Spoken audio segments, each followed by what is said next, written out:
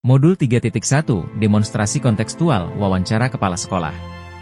Oleh Abdul Haris SPD Calon Guru Penggerak Angkatan 11 Kabupaten Bima NTB. Selamat menyaksikan, Moto Guru Penggerak, tergerak, bergerak dan menggerakkan. Warahmatullahi wabarakatuh. Perkenalkan, saya Abdul Haris SPD Calon Guru Penggerak Angkatan 11 Kabupaten Bima dari Provinsi Nusa Tenggara Barat. Pada kali ini saya bersama Bapak Kepala Sekolah saya, yaitu Bapak Iputu Budiarta SPD. Beliau adalah Kepala Sekolah SMA Negeri 1 Madapangga. Pada kesempatan ini saya ingin mewawancara Bapak Kepala Sekolah terkait dengan modul 3.1 pengambilan keputusan yang berdasarkan nilai-nilai kebajikan. Selamat pagi Bapak. Pagi, hari. Mohon maaf saya mengganggu waktunya karena saya ingin mewawancarai Bapak untuk memahami bagaimana pengambilan keputusan yang berdasarkan nilai-nilai kebajikan. Bapak sudah siap, Pak? Insya Allah siap, iya. Bapak sebagai kepala sekolah tentu banyak sekali mengerjakan tugas-tugas dan menemukan berbagai masalah dan kasus-kasus baik di dalam sekolah, di lingkungan sekolah maupun di luar sekolah. Kemudian selain sebagai tugas sebagai kepala sekolah, mungkin juga ada tugas-tugas lain seperti di NKKS dan lain-lain, mungkin menemukan kasus-kasus atau masalah-masalah. Terkait dengan ini pertanyaan saya ini, misalnya yang pertama, kira-kira bagaimana Bapak bisa mengidentifikasi masalah-masalah yang merupakan masalah dilematika maupun rujukan moral? Itu yang pertama. Baik Pak Haris, terkait dengan masalah-masalah dilema etika, artinya permasalahan tersebut benar melawan benar, artinya semuanya mengandung nilai kebajikan. Jadi tinggal kami atau saya jadi kepala sekolah akan memilih. Terus yang kedua, terkait dengan rujukan moral, itu sudah jelas. Keputusan yang saya ambil itu berdasarkan benar atau salah. Kira-kira begitu Pak. Tentunya banyak sekali masalahnya Bapak ya. Ini jika ada dua kepentingan yang sama-sama benar atau sama-sama mengandung nilai kebajikan tersebut, bagaimana Bapak menjalankan mengambil keputusan tersebut? Tidak bisa dipungkiri bahwa kita mengambil keputusan dari permasalahan walaupun itu sama-sama benar, kan begitu.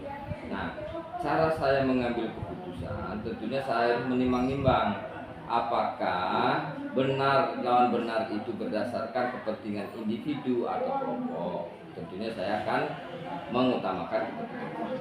Yang kedua, tentu juga saya akan mempertimbangkan rasa kasihan sebagai seorang manusia, sebagai seorang bapak. Dan terakhir tentunya saya harus melihat jangka waktu, jangka pendek ataupun jangka panjang. Saya tentu akan mengambil jika dampak itu saya harus mempertimbangkan dampak jangka panjang. Baik Pak ya, tapi Bapak harus menimbang dulu berdasarkan kelompok, berdasarkan rasa kasihan, berdasarkan rasa keadilan, ya Bapak ya. Kemudian yang ketiga ini, kira-kira langkah-langkah atau prosedur seperti apa yang bisa dilakukan selanjutnya? Untuk pengambilan keputusan itu ada keputusan yang harus urgent yang saya ambil. Nah, jika keputusan itu terasa berat dan harus melibatkan orang banyak, maka saya harus bermusyawarah ataupun berdiskusi dengan guru senior, terutama dengan wakil kepala sekolah, itu Pak. Oh iya, harus bermusyawarah dengan guru-guru senior, wakil kepala sekolah, ya, maupun rekan-rekan sejawat yang lain, Bapak ya. Kemudian hal-hal yang paling efektif dalam pengambilan keputusan dilema etika menurut Bapak seperti apa? Terkait dengan efektif atau tidak, tentu karena keputusan ini akan berdampak kepada seluruh warga sekolah. yang paling efektif menurut saya adalah jika kita bisa berbicara, mengkomunikasikan, berkoordinasi dengan teman-teman sejawat dan komunikasi. Komunikasi yang baik. Yang baik, ya. Teman-teman, selanjutnya masih ada pertanyaan ya, Bapak? Ya, silakan. Selama ini yang menjadi tantangan, mungkin ada tantangan dalam menyelesaikan kasus-kasus dilema etika itu. Antara lain tuh seperti apa, Bapak? Sudah barang tentu dalam pengambilan keputusan, apalagi keputusan kita sudah ambil, atau justru sekarang pada saat mengambil keputusan, tentunya yang terkait dengan dilema etika ini kan sama-sama benar. Jadi tantangan yang saya hadapi, saya harus betul-betul berpikir keras, tidak bisa memutuskan sendiri. Jadi saya harus butuh dengan orang lain. Intinya tantangan yang saya hadapi adalah pengetahuan, kemampuan saya sebagai kepala sekolah karena keterbatasan. Jadi saya harus melibatkan orang lain. Oh iya. Ini misalnya kalau ada masalah kasus, apakah langsung ditangani atau di tempat atau diselesaikan di tempat atau dijadwalkan? Tergantung dari permasalahan yang dihadapi. Apakah itu urgent harus diselesaikan, ya saya selesaikan di tempat, terutama keputusan yang tidak terlalu berat. Jika diperlukan, saya juga akan menjadwalkan karena ini harus melalui keputusan rapat Paris. Itu tergantung Masalah yang dihadapi, ya. Berat ringannya. Ya, betul. Misalnya ini ada, kira-kira ada nggak seseorang atau instansi ya yang bisa mempermudah dalam memutuskan kasus-kasus dilema etika, atau ada seorang yang membantu Bapak, gimana Bapak? Seperti yang saya katakan, pengambilan keputusan ada kalanya saya langsung ambil sendiri, itu pun jika keputusan tidak terlalu berat. Nah, terutama hal-hal yang permasalahan atau keputusan yang saya ambil ini berat dan melibatkan orang banyak, tentunya saya membutuhkan seseorang sebagai mentor, tempat saya berkonsultasi, baik itu dari guru senior maupun dari pengawas pembina ataupun tentunya instansi dinas pendidikan dan kebudayaan, terutama KCD. Betul, kira-kira seperti itu. Terima kasih Bapak. Akhirnya kiranya sudah selesai, tapi yang ingin saya tanyakan lagi di sini adalah dari semua hal-hal yang disampaikan oleh Bapak, kira-kira pelajaran yang dapat dipetik atau diambil mengenai pengambilan keputusan ini seperti kira-kira seperti apa? Tentu pelajarannya sangat baik, apalagi pengambilan keputusan terkait dengan masalah-masalah etika dan rujukan moral itu karena etika. Pelajaran yang bisa saya ambil, saya memutuskan sesuatu dari permasalahan yang ada itu tidak serta-merta putuskan. Artinya perlu pertimbangan-pertimbangan seperti yang diutarakan awal-awal tadi. Karena keputusan yang kita ambil itulah adalah berdampak pada seluruh keluarga sekolah. Terima kasih Bapak. Berarti yang dapat diambil adalah mengenai ini adalah perlu pertimbangan karena akan berdampak pada warga sekolah, lingkungan masyarakat ataupun terima kasih waktunya Bapak. Saya mengganggu. Mudah-mudahan apa yang saya lakukan ini dapat bermanfaat bagi saya sebagai calon guru penggerak dan saya sebagai guru juga sebagai pemimpin pembelajaran. Terima kasih Bapak. Sama-sama Pak Re, semoga berhasil apa yang dicita-citakan dan lancar. Terima kasih Pak. Assalamualaikum warahmatullahi wabarakatuh. Assalamualaikum warahmatullahi wabarakatuh. Perkenalkan, saya Abdul Haris SPD, calon guru penggerak angkatan 11 Kabupaten Bima, Provinsi Nusa Tenggara Barat. Pada kesempatan kali ini, saya bersama Bapak Kepala Sekolah SDN Impres Dena, Kecamatan Medepangga, Kabupaten Bima. Assalamualaikum Bapak. Waalaikumsalam warahmatullahi wabarakatuh, Pak Haris. Bapak sehat-sehat saja, apa kabar? Alhamdulillah, sampai hari ini dalam keadaan sehat. Alhamdulillah ya. Ya. Kali ini saya ingin mewawancara Bapak terkait dengan tugas calon guru penggerak, yaitu modul 3.1, yaitu pengambilan keputusan berdasarkan nilai-nilai kebajikan. Ini ada beberapa pertanyaan yang ingin saya sampaikan. Bapak sudah siap? Ya, siap. Itu yang pertama, kira-kira bagaimana Bapak bisa mengidentifikasi masalah-masalah yang merupakan masalah dilema etika maupun rujukan moral itu, Pak?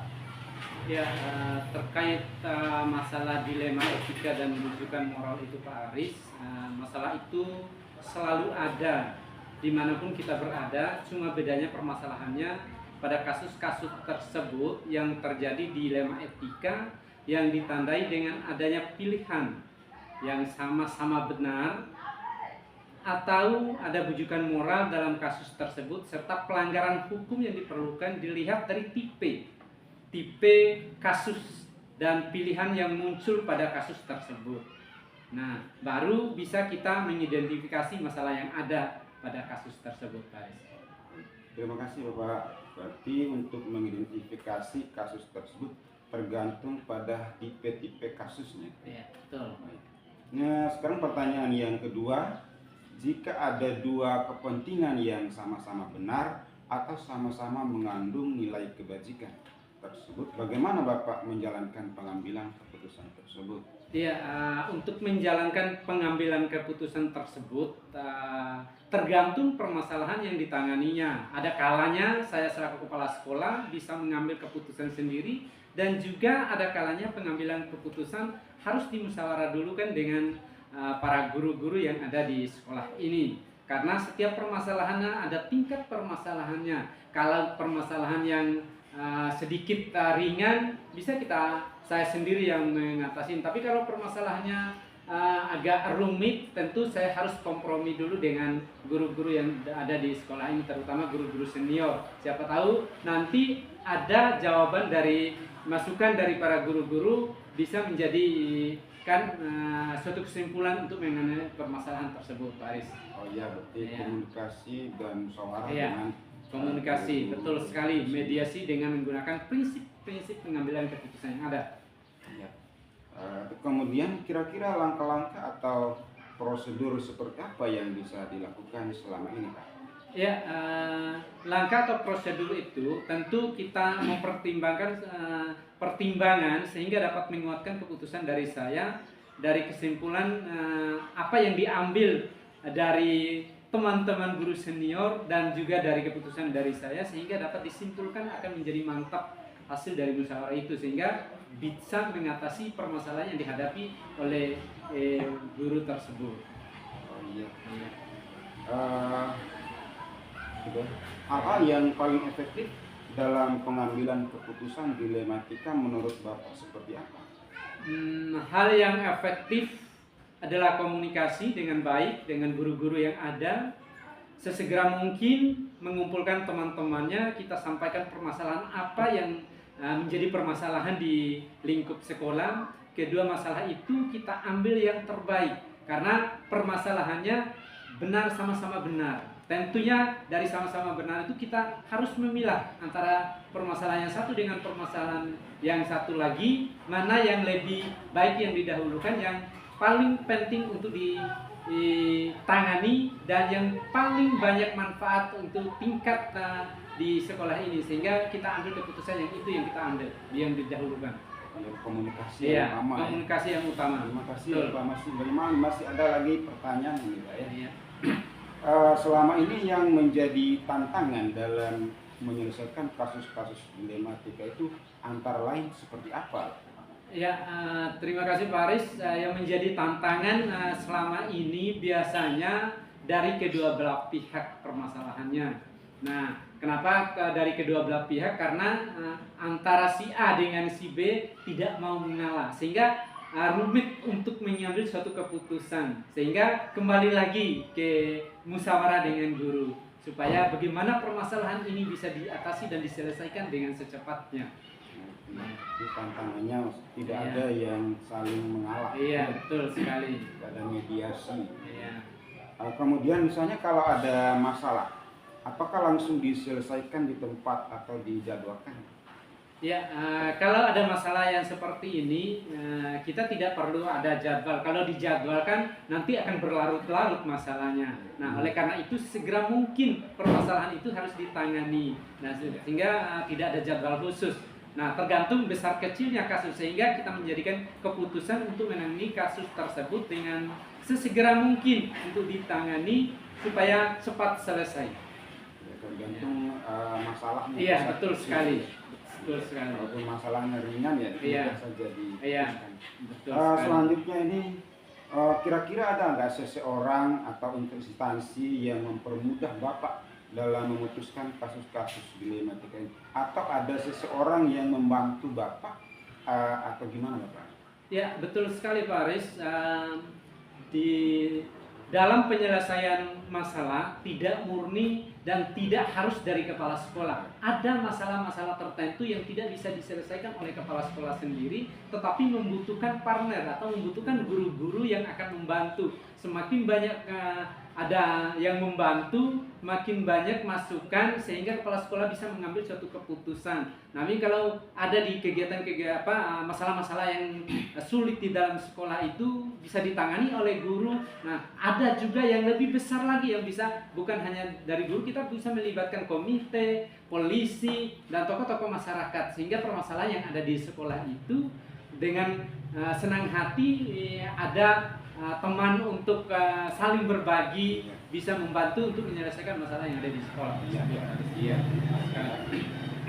Instansi atau Iya. tokoh-tokoh Iya, masyarakat, betul sekali Pak Aris. rekan-rekan kerja. Iya.